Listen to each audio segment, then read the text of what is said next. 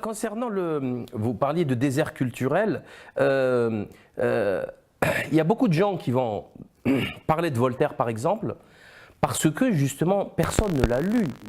Hein?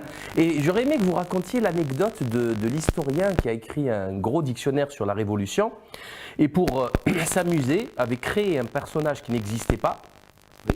Et personne, absolument personne, en 20 ans, 30 ans de carrière.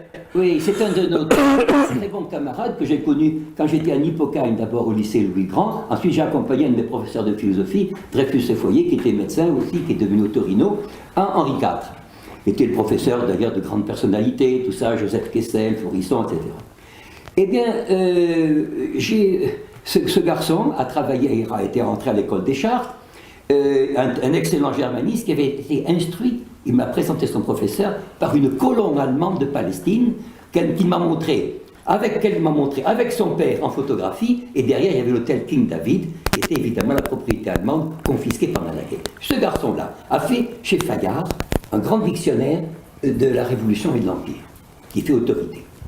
Eh bien, il a introduit un personnage intérieur, qui était un personnage auquel il donnait un nom familial, un personnage qui avait fait vraiment, il avait assisté à tous les événements de la Révolution, depuis la confiscation des biens du clergé jusqu'au complot du général Mallet contre Napoléon pendant la campagne de Russie, qui aurait eu son nom au fronton de l'Arc de Triomphe. En l'espace de 20 ans, personne ne lui a posé une question. C'est-à-dire que la culture aujourd'hui n'est pas une entreprise de liberté. C'est un profit dirigé, disons, guidé par l'acquisition de certaines connaissances. Mais il n'y a pas, disons, de recherche de vue panoramique. Il m'avait même dit que lorsque Malraux a fait Les Voix du silence, il m'avait dit ça quand il travaillait à la bibliothèque de la rue de Richelieu. Et lui-même s'était étonné de voir que le livre était interdit en Hollande.